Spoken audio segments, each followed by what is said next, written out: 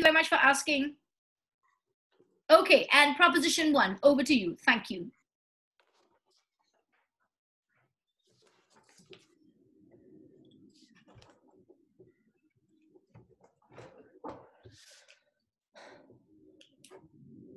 Today, more than ever, unnecessary conflict causes more lives of people who never wanted to be involved in the first place. When China and India have their conflict, they draw thousands of people together, spreading the virus even further. We need to recognize the recklessness of conflict, and we have an obligation to cease fire during global health crises. In this speech, 3 arguments. Firstly, while the responsibility to protect means we need to cease fire for all countries. Secondly, why countries have an obligation to protect the health in their own country and therefore need to cease fire. Thirdly, why all countries have a shared responsibility to solve a global health crisis and therefore need to cease fire.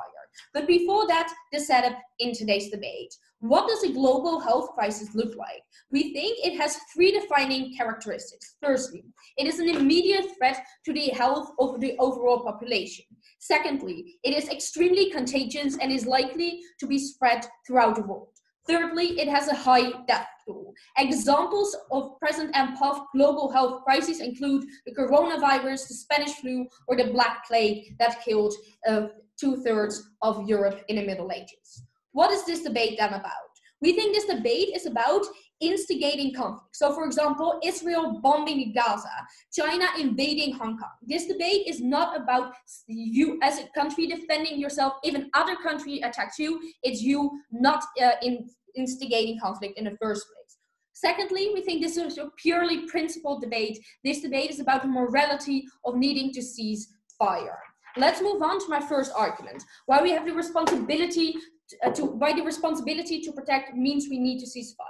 So when are we in the first place morally allowed to instigate conflict? We think the only way is when there's human rights abuse. Why?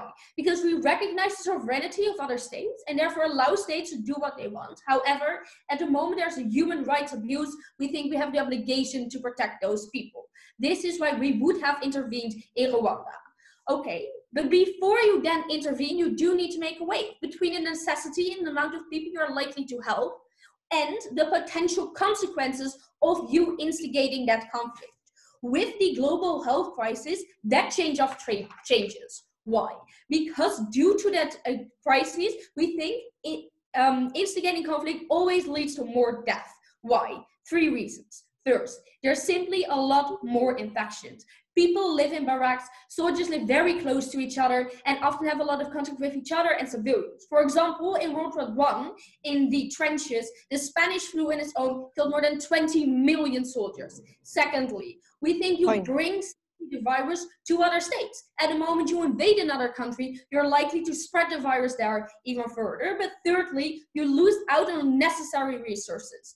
Right now, the US military companies is using their resources to make ventilators, to make face masks, to make sure they help solving this global crisis. At the moment you instigate a conflict, you no longer have access to those resources and therefore have even more deaths in the long run. This means the balance changes when you need to make a trade-off whether or not you are morally allowed to instigate a conflict. Because at that moment, the potential consequences are way, way higher. And we think at that moment, you have a moral obligation to not invade that country.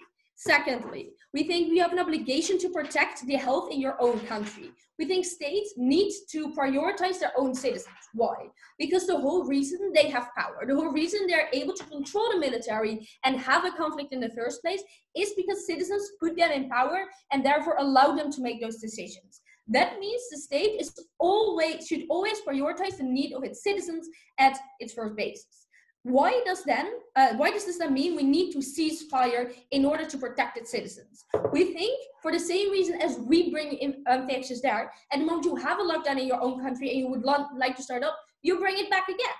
But secondly, we told you about resources. At the moment you need to spend money on the military. At the moment you no longer have access to the resources of the military, you're also less able to help your own citizen who have a conflict in their own country as well, but it's a conflict based on health.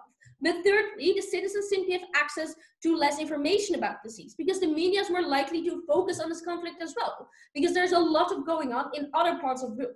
The reason countries are very aware of what's happening with the coronavirus right now, the reason people know they need to stay with a distance of 2 meters is because the media is constantly reporting on it, is constantly telling them they need to stay at home, constantly telling them they should be afraid.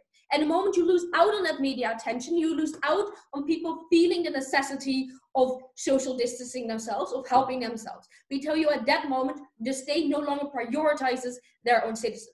So even if we think that some interventions in general are good, we think we have a bigger responsibility as states towards your own citizens, meaning you should always cease fire and make sure you resolve the situation in your own country first.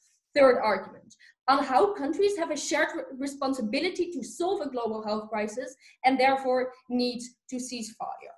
So why do we have a shared responsibility? Firstly, we think countries as a whole caused the global virus in the first place because we have open borders. We allow for traveling. We allow for different planes to reach and attack the other. So even if you're not the country that started a virus in the first place, because you directly benefit from all the mechanisms installed that allowed it to spread to other countries, you share the responsibility of the consequences of that pandemic. But secondly, we tell you we need to protect sovereignty, right? So you can't control what, so at the moment you don't have a ceasefire, you're likely to have people go into other states. You're likely to then at that moment make sure that if some state have a lockdown and your citizens go to that other place, you prevent that lockdown from actually being effective. So why does this all mean we need to say ceasefire? Firstly, because we have a shared responsibility, we need to prioritize solving that global crisis first. Why? Because at that moment, it's the biggest threat to the world, and as it's your responsibility as well to stop it, you need to put all your effort and resources into doing that. But secondly, at the moment you don't cease fire, you simply have a bigger chance of spreading the virus at its own. Also, I can't see if anyone's having a POI. Hi. Would you also defend conflicts as things that could be completely internal, things such as protests? We think that completely depends on what the country itself has as mechanisms against global health crises. We think that depends on what the state does. Okay, so we just told you why you have a shared responsibility with all countries across the world to make sure you solve the current global crisis as soon as possible. So firstly, because there's a bigger chance to spread it, but secondly, because at the moment other countries do have mechanisms in place to combat that and you don't, you directly pose a threat and therefore directly counter their sovereignty to combat it. Why? Because if everywhere is a lockdown, but one country is having a completely open society where the virus is still in place, you only need one person who is able to cross a border to then directly threaten an entire country and the entire world again. We therefore tell the entire world needs to cease fire, the entire world needs to work together to stop a global health crisis, and for all these reasons, we beg you to propose. Thank you very much to the speaker for that fine speech. Just a moment, everyone. I just want to check. Nova Lisa, are you here?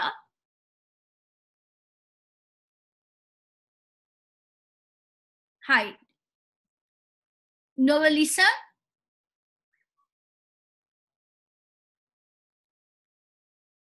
Okay, don't worry about that, everyone. We're good.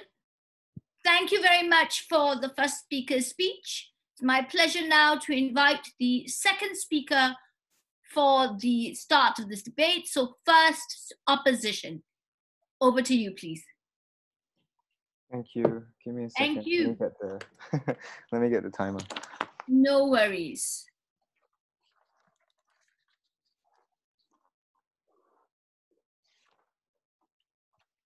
Am I audible? Yes. You are. Thank you so much.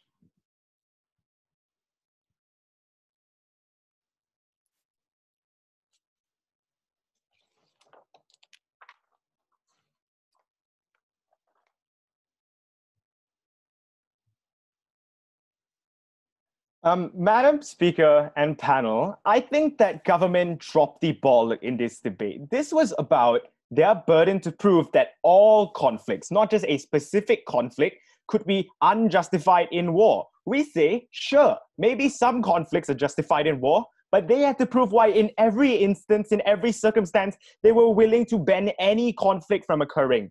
First thing, we are going to say that everything that proposition told you was utterly uncontentious. I'm going to deal with that in rebuttal. Three things. First, the context on war that they completely misjudged, their context domestically that they completely misjudged, and why solving a global health crisis is not the priority in this debate. So the first thing about their context in war. First thing I would like to remind is that soldiers understand the innate risk in war and they actively sign up for that harm when they enlisted. But the second thing is this idea about proximity in the barracks and attracting everybody within that kind of conflict.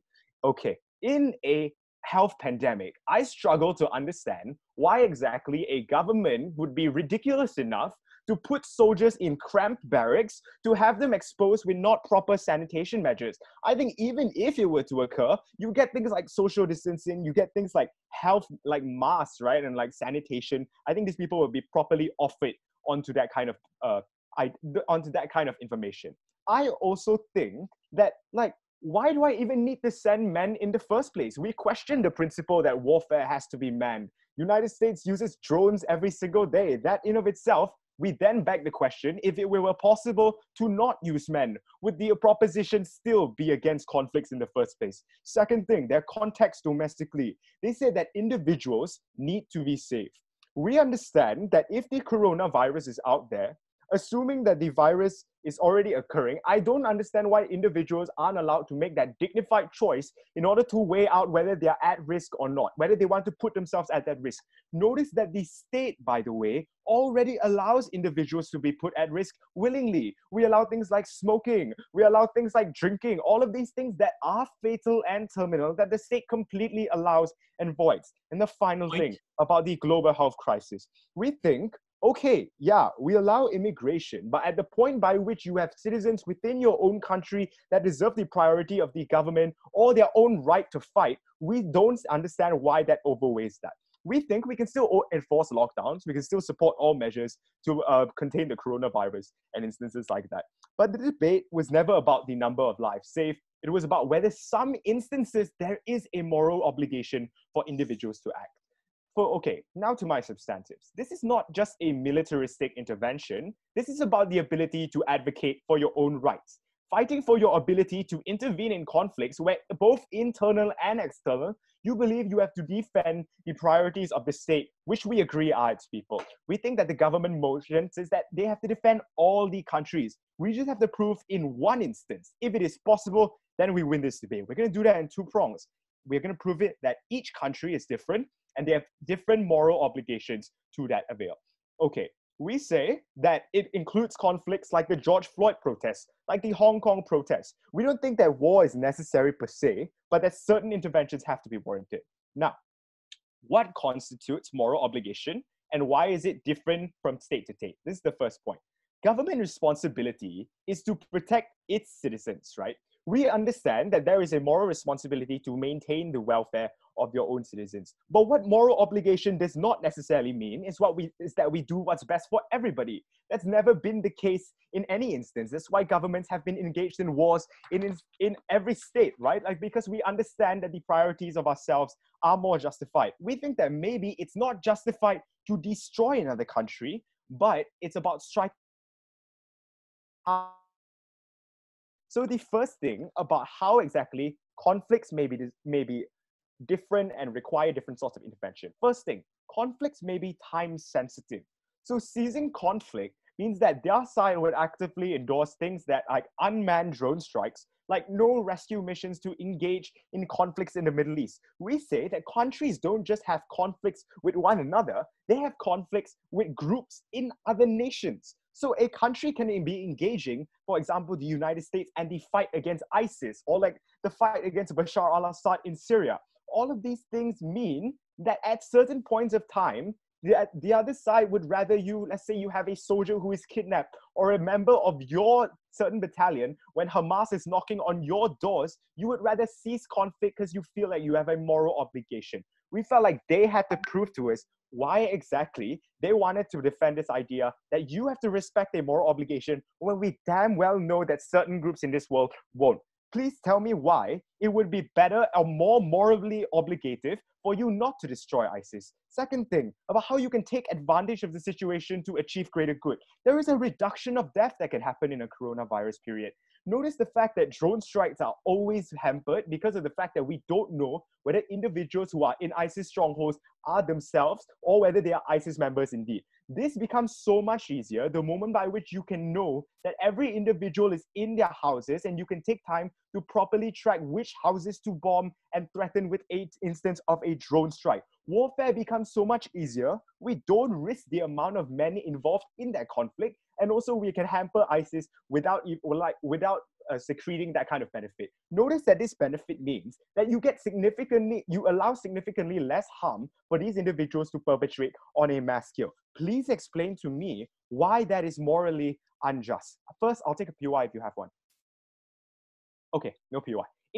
Second point, in times of national health crisis, we think that nations may have a unique context which warrant unique responsibilities and justifications. So, in terms of items like civil rights, we have to understand that in a world with moral obligation, in which the state may not be necessarily fighting or oppressing you, it doesn't mean that you won't lose momentum just because you're no longer actively fighting. So in their world, China may not be actively clamping down and sending their troops into Hong Kong, but the fact that if the protest stops, brings the media attention down, which was their analysis, brings their momentum down and causes their protest to grind to a halt. It allows China to come in more insidious ways and pretend like the issue was never something of contention to begin with. We think that in the interest of the Hong Kong protest, the fact that individuals do go out on the street mean that they have an active decision to go out and risk their lives, and they do not mind making that dignified choice. But it also means that structural things like the police brutality of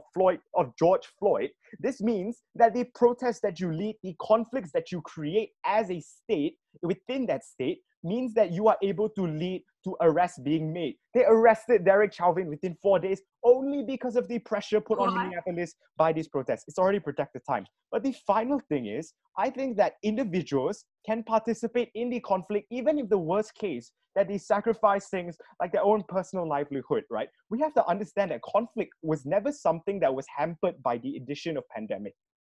Poverty and war similarly already kill people in the same ways that a virus do. But in the same ways, the Black Panther movement never stopped fighting for those civil rights. In the same ways, feminists didn't stop fighting during times of depression and plague. We struggle to see why exactly pandemics would hamper anything. We say if the risk is the same and the potential and propensity for losing a life is the same, what separates those conflicts from that? I also think that if they want to talk about ceasing conflicts, how exactly do they believe they will cease a conflict without causing more infection to begin with, right? If the argument is that more individuals involved causes infection, you cease the conflict on the ground, you still involve men into that conflict. No, what side proposition ultimately has to prove to you here is that why is it that in every single one of those 4 instances, conflict was not justified, and then they can claim our debate. Thank you.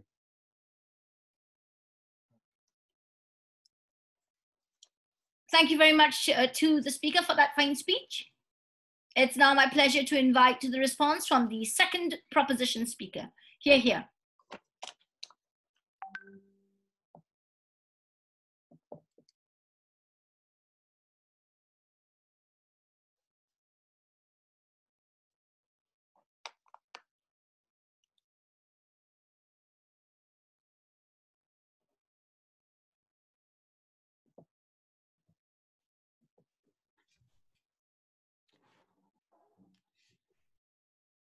I think that the threshold the leader of the opposition puts on instigating a conflict is absurdly low, because seemingly from their speech they would support Russia invading Syria, completely disturbing the political process and creating millions of refugees even during a pandemic, just because there might be some threat to the safety of their country. Look, clearly, panel, when we were talking about moral obligations of countries, not the only moral obligation a country has is towards its own citizens. We see countries as part of an international system where if you invade another country, you are responsible for the deaths that you have created. On the side of team opposition, you could simply attack another person because you are only responsible for yourself, so it doesn't matter what happens to other people as long as you are safe. I think we need to hold countries up to a higher standard to make sure that they don't just destroy other lives just because a citizen is randomly born in a different country, that means your government should not respect their safety. No, thank you. First, a quick bit of extraneous rebuttal, and then going about the main questions of this debate. So the opposition wants to tell you that this debate is about protesting police brutality or the control taken by the Chinese government in Hong Kong. We clearly think this does not fall within the constraints of the motion, simply because of the fact it is about governments instigating conflict, not about specific civilians protesting government policy. So I don't understand how that's relevant. Moving on. I think one of the most important questions in this debate is what our burden is specifically. Because I think there's two main attacks opposition tries to make, which are completely unfair. Firstly, they say that we need to be able to defend, not defending yourself when you are attacked. We think that it is completely reasonable to think that on the side of proposition, if Russia was to invade you, you can still try to do something to stop that. Obviously, there is a limit, and we think that falls outside of the boundaries of this debate. But secondly, and I think more crucially to the context of this debate, opposition tells us that there are specific cases where it could be legitimate and therefore a moral obligation does not exist. I think this is really twisting the definition of a moral obligation because obligations are never entirely absolute. For every single moral obligation that I can think of, there are probably exceptions to the rule. That is to say, mothers should probably take care of their children, even though that child could potentially become Saddam Hussein. Look, there are often very specific cases, and definitely in the imagination of team opposition, where it might be acceptable to instigate a conflict. But we think that according to WSDC rules, just keep within the realistic world and within the vast majority of cases. If we can prove that that is indeed a violation of moral obligations within that vast majority, we have won that debate, not in the one specific hypothetical that team opposition can suggest. Okay. No, thank you. What moral obligations do states then have when going into conflict? What do we think are the main guidelines that states should follow in general? Firstly, we kind of agree with the opposition. We say that states should first and foremost protect its civilians simply because they get power from those citizens. But secondly, we tell you, importantly, that states also have a responsibility to uphold the responsibility to protect internationally. We think that overall, states don't just have a responsibility to their own citizens, but also other citizens. That is because, like the birth lottery means, that it is completely arbitrary within which state you are born. Therefore, there is nothing that is like, there is no necessary special link between state and civilian, which means that a state can disregard the moral, like the rights and responsibilities of citizens in other countries. They should also respect those. Lastly, we tell you that states, specifically during public health crises, also need to protect the global community from those health issues. Why do you think that is true? That is because it doesn't become an individual choice of states how that infection spreads. At the moment where you are a case where the infection has rapidly spread, you're also a risk factor for a ton of other countries threatening their civilians. Because you are creating a risk for others, you also need to take responsibility because you could cause harm, and therefore you need to protect the global community as you are a part of it and make sure that others don't get harmed. Then, are those moral obligations automatically violated during a public health crisis? We tell you yes. So firstly, on citizens, and I think that we can here win on the ground of team opposition because they tell us there are cases where you are so, like your citizens are so threatened that you need to be able to stand up. And the leader of opposition continually tells us that soldiers, I'll take your POI in a second, that soldiers consent into going to war, and therefore they have consented into also potentially getting that disease. But we think that the impact is much larger because having intimate contact with others and with other nations also spreads the disease back to the main country, where it can spread to a ton of people who haven't consented to war. I'll take your POI. So in the instances that I can bomb an ISIS stronghold without risking any soldiers in the process, is that then morally unjust? Yes, because the second layer of response here is that we think that every single form of conflict has a significant risk of escalation, which is to say that the moment where you do have a drone strike upon a ISIS stronghold, that could lead to a significant counter-reaction. It could drag you into a long-lasting war with that faction. We think that's problematic because during times of public health, we need to always act with caution, because when you do something and it has a significant potential of being absolutely destructive towards the health of your citizens, you need to make sure that you avoid those actions. Even though in realistic scenarios it might not have happened, I think you always need to act with caution because of that potential harm to your civilians, which the leader of the opposition cared so much about.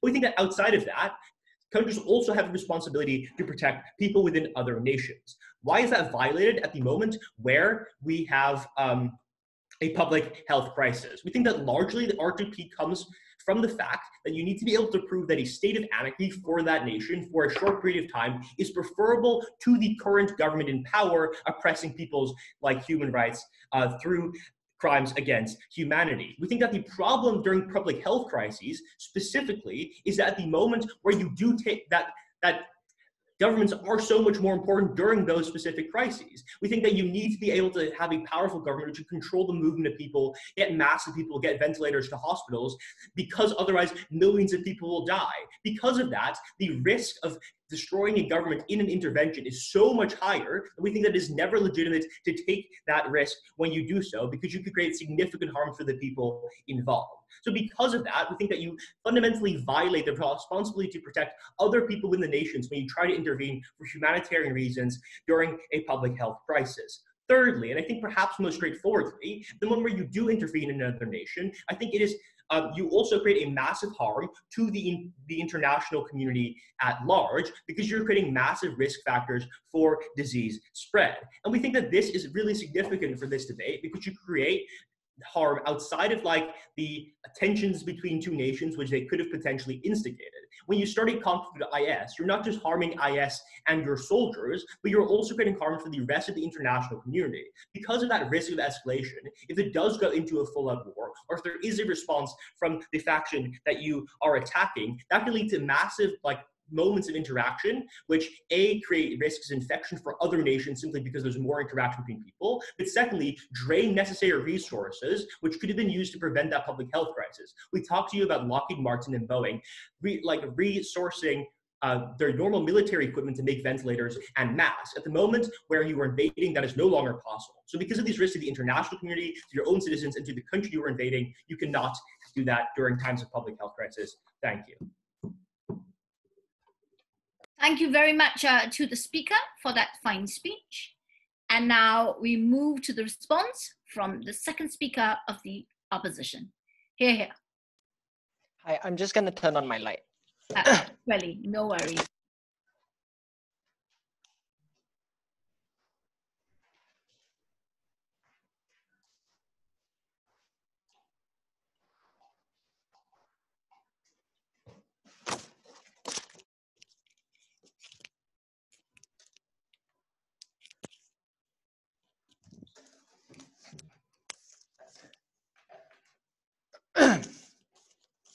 Can you hear me? Yes, thank you. Okay.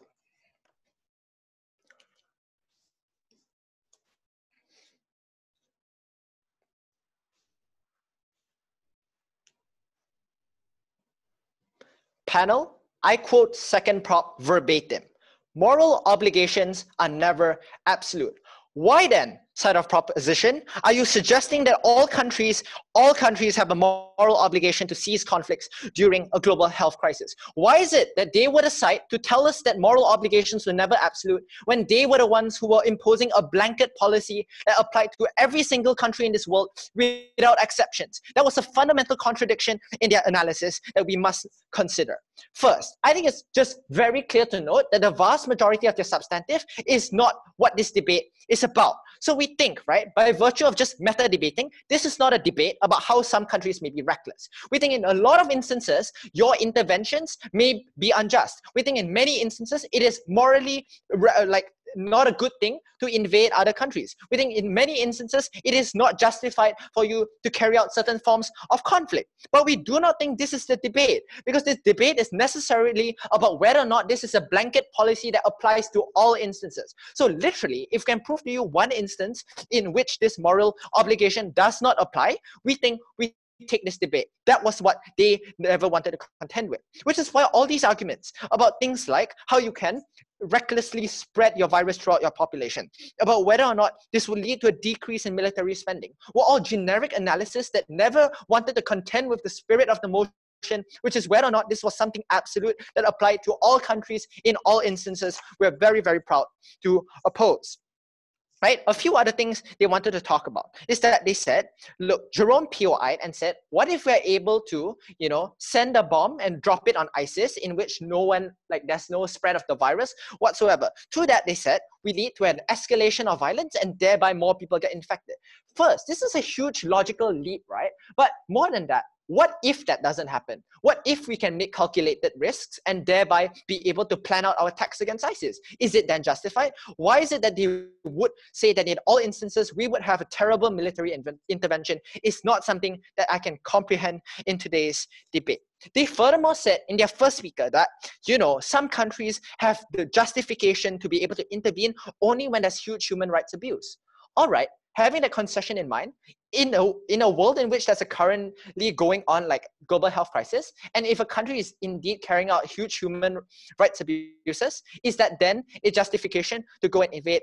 I do not know what the case is about, but ultimately it's non-contentious with the spirit of the motion. What I'm going to clarify in my speech is what necessarily constitutes a moral obligation by nations and how each country is uniquely different, and prove to you several circumstances in which we believe that countries do not have this moral obligation and can and should invade or have military tensions or conflict, right? Not POI now. First, a moral obligation of country operates on a balance. So understand that we have the obligations as nations that we're not allowed to invade random countries and completely destroy a country. We accept that. That was not contentious. But understand that there is still a level to which we are able to prioritize our own citizens, right? So we are able to do things like have protectionist policies or impose tariffs on the goods coming from other countries, even though it hurts some people in other nations, because we respect each nation's individual right to be able to carry out its mandate for its own people and carry out this social contract that we think is uniquely inherent. So we think to a certain extent, we are able to pursue what's best in our self-interest as a nation in order to go forward in whatever military interventions or whatever conflicts we want to do. What's the conclusion to this? The conclusion to this is that a moral obligation is dependent specifically on the context of each nation, and it cannot be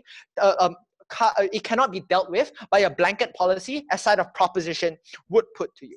What then, how exactly am I going to impact this? We say that even in times of health crises, many nations may have unique contexts in which justify their ability to continue conflicts. So firstly, right, we think in the unique context of terrorism, right, in the fight against ISIS, we believe there could be scenarios in which, for example, they've kidnapped a bunch of schoolgirls, right? We think you as a nation then have a moral justification to be able to engage in a conflict to save these individuals and go and fight against ISIS, because that means that maybe in the very worst case scenario, 100 people get the coronavirus, but that's better than the guarantee that the 100 schoolgirls on your side of the house will die. So we think just by virtue of the fight against terrorism and all these sorts of things, it might not necessarily be the case that they're attacking you, but the fact that you are being, they are occupying part of your land or depriving yourself of some resources gives you the justification to be able to fight against this. The reason is uniquely important is that in many of these instances,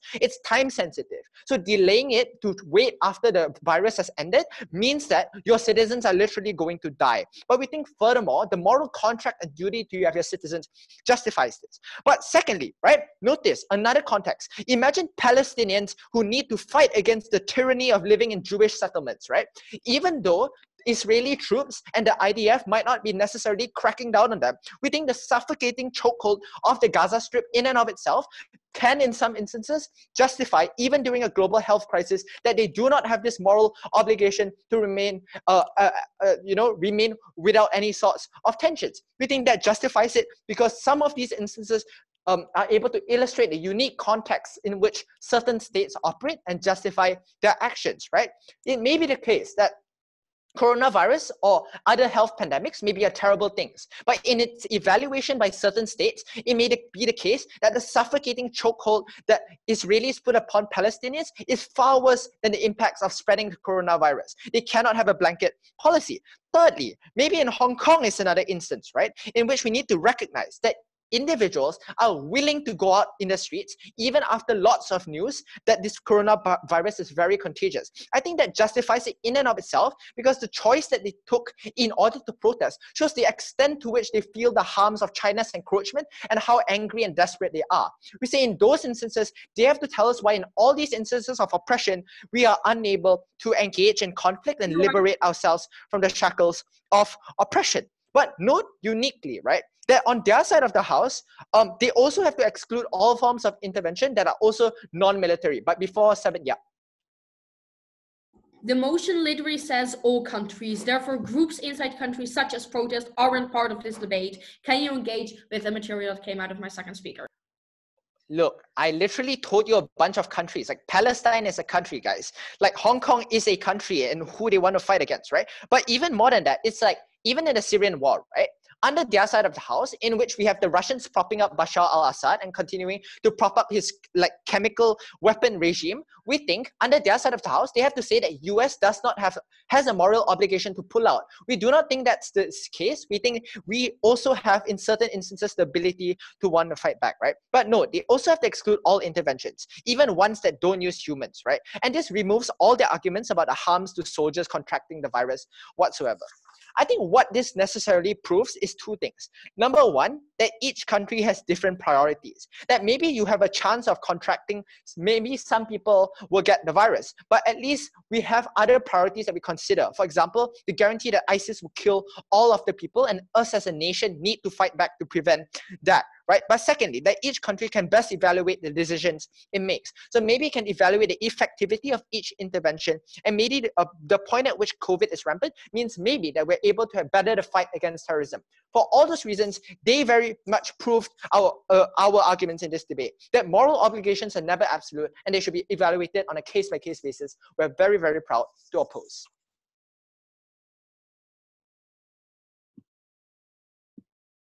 Thank you very much to the speaker for that fine speech. And we now move over to a response from Team Opposition. So second speaker of Team Opposition, please.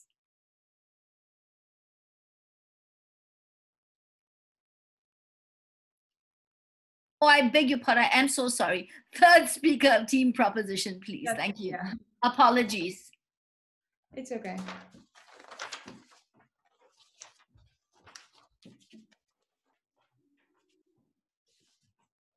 Just gonna grab a timer. Can everyone hear me? Okay. Yes, we can hear you. Thank you. I'll start. Panel, I think the conclusion of this debate is that opposition doesn't like debating because they seem to agree with everything we say. Conflict is bad. Sometimes countries shouldn't pursue war because there are higher stakes at risks. The only instance in which they disagree with us is some made-up scenario that they use to actually have a case. There is the ability to don't strike with no casualties and no risk of escalation. And what about that, huh? They just try to sneak in very specific examples, call it a case, and think it beats ours. But opposition is not living in reality. We think in modern day conflict, we need to make sure that there is no ceasefire. In my speech, I'll first go over how this debate should be judged, and then look at different responsibilities of different actors. But first, how this debate should be judged? Because they just try to be like, oh, the blanket solution and moral obligations are always absolute. That's not the motion. The motion is not if moral obligations are absolute. It's not the motion. The motion is, does the moral obligation exist in the first place? That's what the motion says. So yes, we agree that sometimes moral obligations are not absolutely absolute. That means that, for example, that's why we still allow self-defense of countries if there's an armed military border, because that overrules. For the same reason that you have a moral obligation not to kill another person, but in the instance of self-defense, that moral obligation doesn't become absolute. So we do think that we can say those super ultra specific examples, sure, it's about the majority of cases. I think in the majority of cases, the moral obligation exists, therefore that is still allowed. There's been a bit of escaping the motion from their side. But second of all, I think this debate should be judged by risk, right? We think the risk of escalation and war is enough to win this debate. Why? We think fighting a pandemic is about certainty. So, for example, countries don't need a lockdown if every single citizen just stayed 5 feet apart and there's policemen making sure that it happens. But the reason why countries still do a lockdown is because they realize that it's the risk that people don't keep 5 feet apart is too high, and because pandemics are about certainty, they still do that, right? So that means a blanket solution is the only way, because a blanket solution is the only instance in which you minimize risk, right? So if we prove that those niche examples of opposition still carry a significant amount of risk of escalation with them, that is enough to win the debate, because we need to search for certainty in order to make sure the pandemic is fought. That's some clarifications on the debate. But let's go over the context of the debate in the sense of their examples that they keep coming back to. First, they talk about good interventions with no people, highly specific, I know. They talk about drone strikes, for example. I think it's a naive assumption to just say, the moment there are no people involved, there's no harm. Because that's not true. What we've told you is that even drone strike escalates conflict, because it might be a drone and not a human, but you're still violating another country's sovereignty, right? So that means that at the moment you drop a bomb above Afghanistan, there's still going to be a reaction. But also with ISIS, right? We think the only thing you do is counter a reaction. That's seeking out risk specifically. Therefore, we should not do that. But then again, like the whole protest thing, maybe it falls in the debate, maybe not. I don't think so. This motion is about the moral obligation countries have, not separatist movement within certain nations. We don't think that is part of the debate, but I'll engage with it anyway. Actual matter. How does conflict endanger a pandemic from worsening? 2 reasons. First, because you just infect more people. That is to say, certain deaths. They say, but we can avoid every single human contact ever. We won the debate. Well, that's not true. We say at the moment conflict escalates, you draw more people together. We saw this such a Chinese-Indian border where people drew together because there was the risk of conflict. But also things such as mass migration. At the moment the village next to you where ISIS lived is bombed, people migrate. We think it's inevitable at the moment you create instability that people are going to draw together. But second of all, resources. They didn't respond to this. Even if there are no humans involved, during a pandemic, countries desperately need resources. Every single dollar could save a life because you can buy masks for people who are vulnerable. So we think even drone war, right? At best, they prove you have a 3-year drone war strike with ISIS where no people are involved, but that's incredibly expensive to carry out a military mission like that. We should not seek that out. So that means that conflict is inherently worsening the health crisis that should be avoided. Now, why is that necessarily bad? And this is where we're going to talk about obligations. First of all, we talked to you about the idea that you have an obligation to protect citizens. Their response to this was that the government should ensure your right to fight and protest, and only you can decide that for yourself. I don't think the right to fight or the right to protest is absolute, because protesting always involves other people. For example, you can't kill someone during a protest, or you can't shoot someone because you then directly harm another person. So your right to fight only exists if it doesn't threaten the lives of others. but they didn't listen to our speech because we explained to you how pandemics are unique. Because if you might be the carrier of a virus and you go protest with other people, you directly endanger them. Thus, your right to fight isn't absolute because you threaten the rights to life of others. Therefore, don't let them get away with saying, you have a right to something. That doesn't mean it's absolute, and that right to fight is not something that should be ensured in all instances. We've explained to you why pandemic is a unique instance where that doesn't necessarily exist. But then we talked to you about how we have a shared responsibility, that a virus is something that we all caused because we all wanted open borders and we ignored the risks that were there until now. So we have the responsibility to that together. So if that means that Israel needs to put aside their war with Palestine and make a temporary peace deal, that is something that Israel has to do. They say countries can prioritize whatever they want. I don't think that's true. We've explained to you how they've a shared connection to make sure that this virus stops. So that means that countries should set their own priorities aside for a second and focus on solving this. So yes, we agree. Israel should stop with Palestine and vice versa, because for 1 second, they need to turn their heads, no thank you, into the same way. So that means that we think that countries should set aside their own priorities, and it's again not an absolute right of countries to prioritize their own interests. If that directly means threatening the lives of innocent civilians, we are not willing to make that trade-off. I saw PY, I'll take it.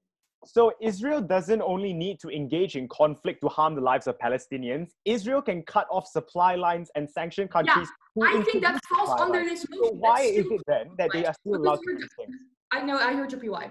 I think that still counts as conflict. At the moment you endanger other people during a pandemic, taking away resources from Palestine, at the moment people might be sick, I think Israel also has a moral obligation not to do that. I think it's just conflict. So that means that countries do not have an absolute right to priorities. But then let's take their best case scenario. Even if some good interventions don't happen on our side of the house with the ISIS and the schoolgirls and everything combined, even if that doesn't happen, we still win because we've proven to you that the risk of escalation not only threatens the world, but also countries' own citizens, right? So at the moment the US does bomb ISIS, you have the risk of escalation. We think governments should prioritize their own citizens' safety. This is a unique instance in which normal rules don't apply. Their case is normal rules. Country has autonomy. You can do whatever you want. Go protest. That might be true in normal cases. We've proven to you the uniqueness of a global pandemic, and that's sorry, but sometimes those rights aren't absolute anymore. I'm incredibly proud to propose.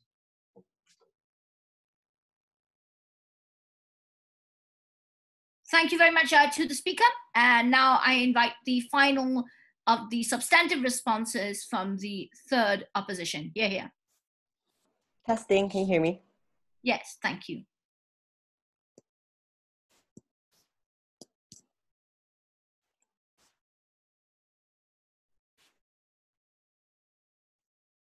We think that side of proposition wanted to debate in a bubble, in a sphere where it is impossible for us to defend a world which we want to advertise conflicts, that we are totally okay with countries going into war during a global health crisis. We think when the literal motion has all in bold and they try to tell us we are the ones squirreling the debate, they are the ones being convenient with not wanting to engage with the right context. They realize this too late, they can't respond to it now. We think we've already taken this debate from the first two speakers on the opposition bench.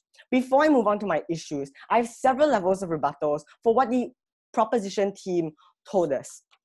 We've told you the only thing they've told us is that we need to prioritize the global effort to fight the coronavirus. We think before that, we've already clarified in Jerome's speech, even in John's speech, that we do not oppose countries not going into conflicts. We think there is a moral obligation not to capitalize on the weaknesses of individual countries in a time of global crisis. We think we are completely fine standing with China not invading the islands in the Spratly Islands because other countries are vulnerable and incapable during this crisis. We are okay with that. We are fine with Russia not funding rebels in the Middle East. We think that's an obligation and a moral obligation we stand for too. What they failed to prove to you, and the only levels of response they gave you, was that we were being convenient and screwed the motion. We told you from the very get-go, we just had to prove to you that there were certain instances in which a moral obligation is not constituted to a certain or a subset area, and we've taken this debate. All they wanted to do was respond to the fact that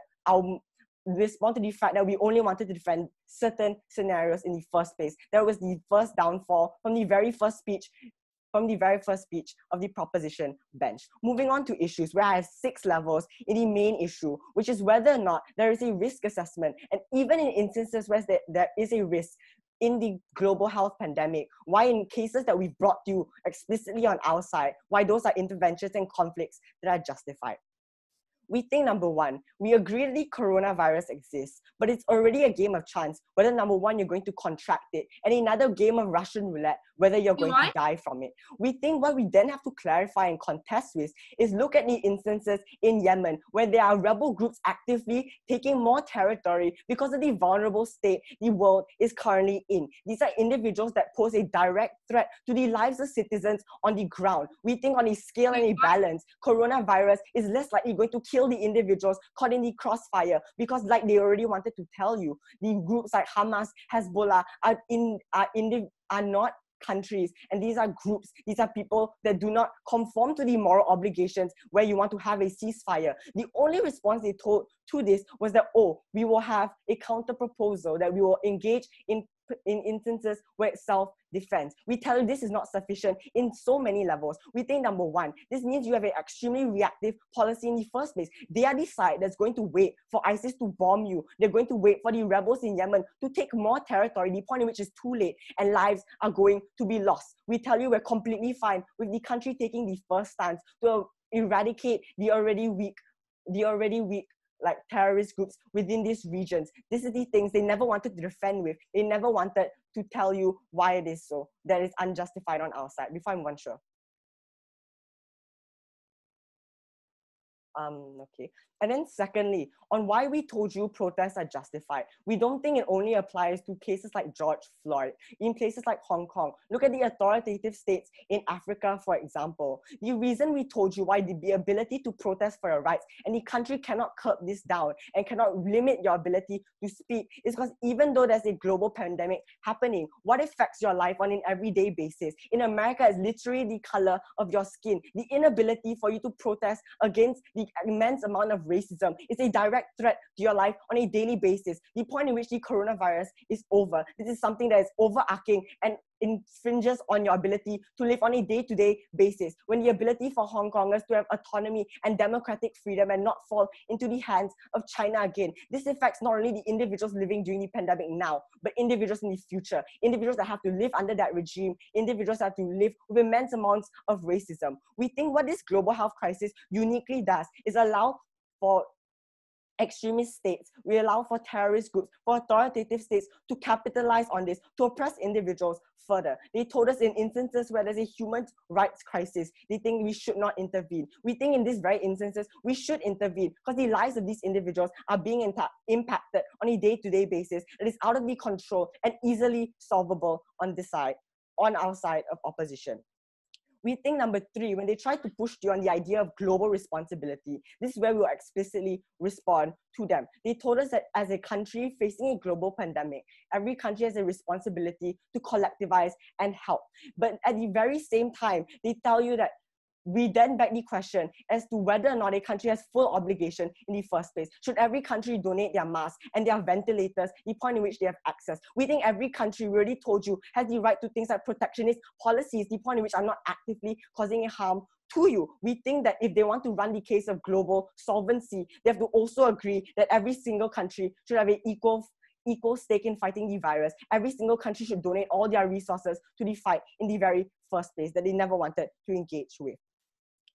Fourthly, we tell you does Prop want to defend sovereignty altogether? Because the main justification for this is that, oh, we have to protect the sovereignty of countries. We need to respect these kinds of things. If this is the world that they wanted to live in, we would never have the interventions we have in Africa to diminish and destroy the authoritative states, the immense of human rights violations that occur in these countries. We will never have these kinds of violations if you're only going to prioritize the sovereignty and the fact that we have arbitrary state borders drawn in the first place. And lastly, on the idea of feasibility, we then tell them, if their only question to us is, oh, it's expensive, these are things that can't happen, we need to channel to masks, for example. We tell you, number one, being able to participate in a conflict, number one, is the most important thing because it actively poses a threat to individuals on on the ground. Number two, we told you how it's a time-sensitive issue. Look at the rebels in the Middle East. When they lack resources, when they're in the global health pandemic, they lack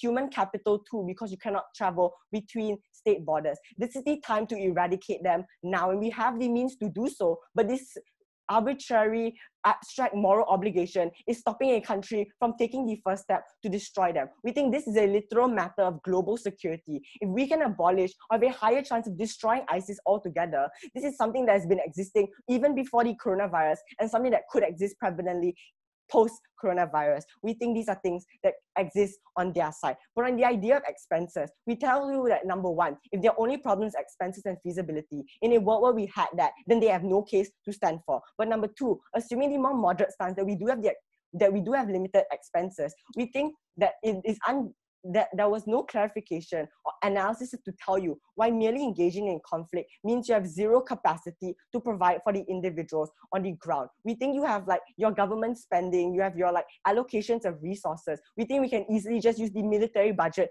to engage in the conflict easily, and we still have expenditures for things like masks and ventilators. Even if it's on a scale, we would take that trade-off in order for things like national security and individuals on the ground whose lives are threatened on a daily basis. They only wanted to argue to you on the idea of feasibility, and they told you that we screwed up the debate when they are the individuals and they are the team that didn't want to engage with the fact that they defend all countries having a moral obligation. We told you instances where there is no moral obligation. We should take this debate. Very proud to oppose.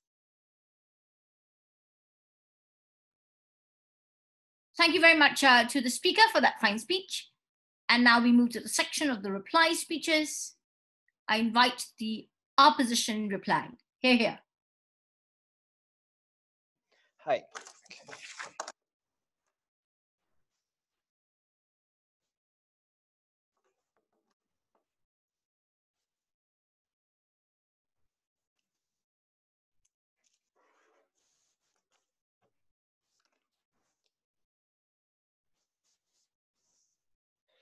Panel, I just want to make it extremely clear in today's debate that this was never about Saddam Hussein, it was never about Gaddafi, it was never about Iraq.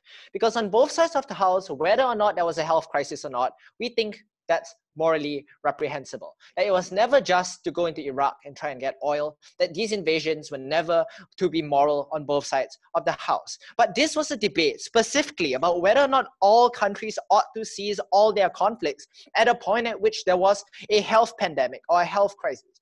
We told you that in a lot of instances, we still think that there are many reckless conflicts, we still think there are many reckless interventions, and we would not stand for that. We think a lot of countries have a line to which we can deem whether or not what they do is morally acceptable. But what we specifically told you is that if we are able to prove just one instance in which this moral obligation does not apply, and one instance in which they are morally justified in carrying out their conflict, we already took this debate. I'll make it clear. First, on the burden clarification, and secondly, on moral responsibility. On the first of the burden clarification, what government specifically needed to tell us and what they failed at doing is not prove why conflicts were bad, but prove why all countries had this moral responsibility. What this uniquely means is that all analysis about collateral damage, all arguments about things like casualties, all about infectivity spreading and all those sorts of things were non-contentious to begin with, because that happens under both sides of the house. But it's in which instances it can be deemed to be morally okay, when it's deemed to be morally justified, right? What our burden was, and we made this very clear from the start, was that all we had to do was prove one instance in which a country did not have this moral obligation, and we would have proved that this blanket policy did not apply. Right. On to moral responsibility. What did we hear from their side of the house? They said that we all have a moral responsibility to cease conflicts because we all contributed to this virus. I doubt this on several levels. We already analyzed to you what exactly constitutes rights and moral responsibilities of a state. That we told you that it exists on a balance to which we are able to best prioritize our immediate interests and consider what the implications are to the rest of the world. We told you it is not morally justified to invade other countries, other innocent countries recklessly in the name that I am happier, but that it's justified to hurt other countries, maybe not like indirectly through things like protectionist policies, right? That line to which we set that bar is the same line to which we think certain countries are justified in the ability to intervene and have conflicts, right? So we told you multiple instances in which this applied, that when a country is trying to cope with something like terrorism, when ISIS literally kidnaps a group of schoolgirls and holds them as hostages, even if we are doing a health pandemic, we ought to be the ones who can launch this conflict and thereby have a duty to our citizens to be able to help them. Because of the time sensitivity of this issue, we cannot wait. But secondly, right, it may also aid the proliferation of terrorism in the long term. What this uniquely means that it's independent and specific to the context. They try to say we have fictional ideas. How on earth is Hamas fictional? That the oppression that is currently being undergone by people living in the Gaza Strip is extremely intense. That even though the IDF may not be actively having a conflict with them, cutting off a supply line or maybe doing things like crowding out and building fences are in and of themselves oppressive, and we think warrants the ability for them to retaliate and have some sort of conflict that we think is justified. In Hong Kong, when you literally have millions of individuals out on the streets, that even in consideration of the health pandemic, that they would do so, just goes to the extent to show you how exactly China's encroachment affects their lives and why exactly that was a morally just cause. All of this proves that each country is uniquely different. But then they told us that drone strikes are unjustified because it's collateral damage. Number one, I think that this is already, we do not know about whether or not there's a guarantee to this. We think we can be specific in our pursuit of these sorts of things. We can have risk assessments. But even if there was that collateral damage, we think that each individual country has the best priority. So even though we have maybe a little bit more infection or kill a few more people, that's justified. It would be better to have a liberating cause for the rest of society. For all those reasons, very proud to oppose. Thank you very much to the speaker from the opposition. And it's my pleasure now to invite the reply from proposition. Hear, hear.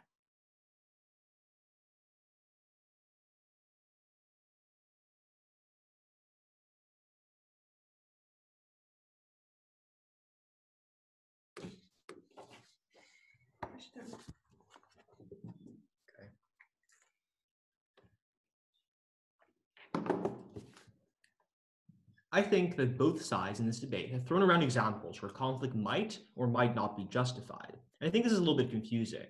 So why do you clearly give the win to proposition in this debate? We do two unique things as opposed to opposition. Firstly, we highlight and prove three moral obligations that states have when deciding to go into conflict. Do you protect your own citizens? Do you uphold the responsibility to protect? And do you uphold global health during health crises? And opposition, in large terms, has agreed with us throughout the bench. Then we provide three systematic reasons why intervening or having conflict during these crises is likely to violate those moral obligations. We tell you that contact leads to infections, which affects the world, your own citizens, and the country that you are intervening in. Secondly, we tell you that war requires the diversion of resources from necessary things like respirators and masks during a respiratory disease crisis. Thirdly, we tell you that when a regime falls because of an intervention, that is terrible during pandemics because that is the unique moment where you need a strong government to set rules and allocate resources around the country.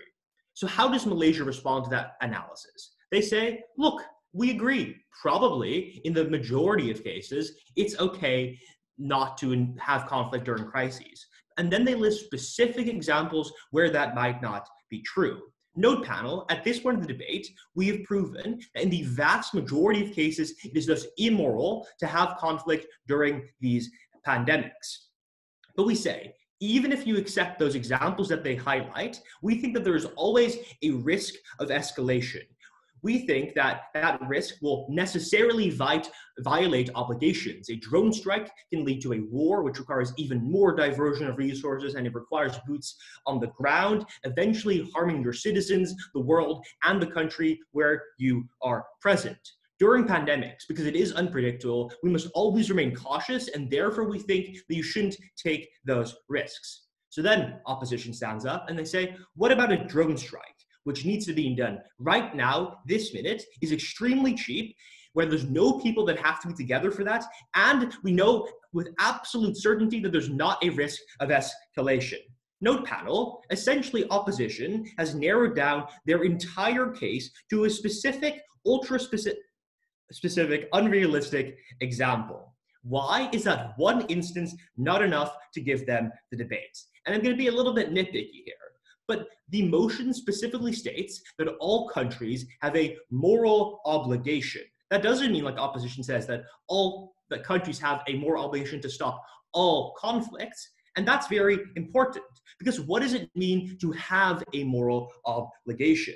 That says that you should do something in almost every situation, but there is always an exception that proves the rule. That is to say, I have a moral obligation not to murder Elion tonight, even though it's possible she's planning to bomb my house. I have a moral obligation not to steal, even though there's specific situations where I might be able to feed a child who's starving by doing so. Panel, clearly there are some unique exceptions and opposition has imagined them very successfully. But that doesn't mean that moral obligation doesn't exist. At the end of this debate, proposition has won 99.99% of this debate. Do not give it to op on the 0.01%. Thank you. Thank you very much to both speakers who did the reply, and to both teams for a very fine debate. If we were in a real space, I'll say cross hands and shake on that, but I wish you both well. This is the moment where I'll ask you just to perhaps turn on your cameras, wave goodbye to each other, and you're supposed to send yourself back to the General Assembly, because that's where we will be giving out the judgment. Thank you very much, everyone. Observers is also the point. Thank you for the debate. Leave the room as well. Thank you, everyone. Bye-bye. Thank you, panel. Thank you, everyone.